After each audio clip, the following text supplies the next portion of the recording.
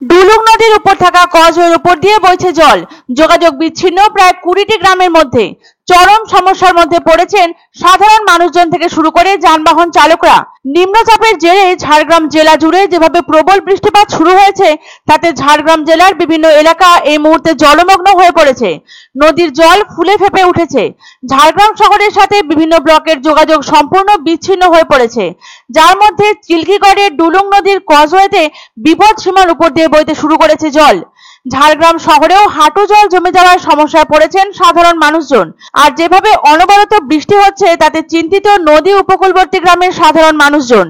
এর আগে বৃষ্টিতে ঝাড়খণ্ড কোনো রকম ভাবে জল ছাড়েনি, তাই এবারে যে পরিমাণ বৃষ্টি হয়েছে, ঝাড়গ্রামের গালুডির জল ছাড়লে ঝাড়গ্রাম জেলার নয়াগ্রাম, গোপীবল্লভপুর, সাকরাইল সহ বিভিন্ন নদী উপকূলবর্তী গ্রামগুলো জলমগ্ন হয়ে পড়তে পারে। চিন্তায় মাথায় হাত ঝাড়গ্রাম জেলাবাসীর।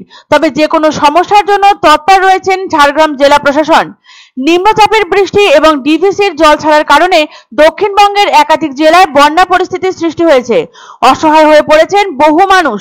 ইতিমধ্যে বন্যা কবলিত এলাকা পরিদর্শন করেছেন রাজ্যের মুখ্যমন্ত্রী মমতা বন্দ্যোপাধ্যায়। পরিদর্শনের পর তিনি জোর গলায় বলেছেন, এই বন্যা প্রাকৃতিক নয়, এটি ম্যানমেড বন্যা।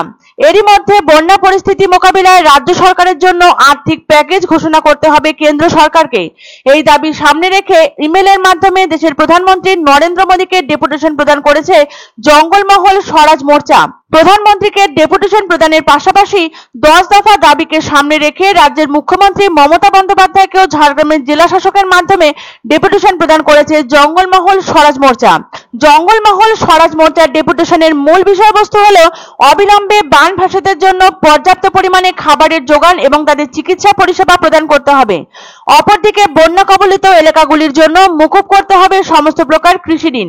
এছাড়া বন্যা কবলিত এলাকা থেকে জল নেমে গেলে ক্ষতিগ্রস্ত মানুষদের গৃহ নির্মাণের জন্য দ্রুত অর্থ প্রদান করতে হবে রাজ্যকে।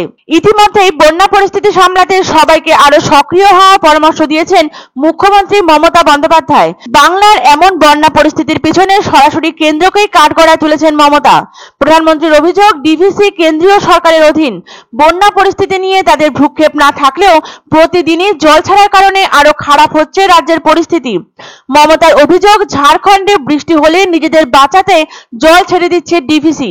ফলে বাংলা বানভাসী হলেও সেদিকে নজর নেই কেন্দ্রের। এদিকে নিম্নচাপের জেরে ব্যাপক বৃষ্টিপাত জারি রয়েছে ঝাড়গ্রাম জেলার বিভিন্ন এলাকায়। জল বইছে ডুলুং নদীর উপরে থাকা কজওয়ের উপর দিয়ে। 20টি গ্রামের মধ্যে সম্পূর্ণ বিচ্ছিন্ন হয়ে রয়েছে যোগাযোগ ব্যবস্থা। যদিও ঝাড়গ্রাম প্রশাসনের তৎপরতায় অতি শীঘ্র সমস্যাগুলো কাটিয়ে ওঠা যাবে বলে মনে করছেন স্থানীয় বাসিন্দারা। এখানে গেলাম, এই যে নদী বন্যা চলছে। অবস্থা তো প্রত্যেকবার এরকমই দেখা যায়। আর কি করবো, সরকার তো এত যদি না এটাও খেয়াল করে আর কি করা যায়।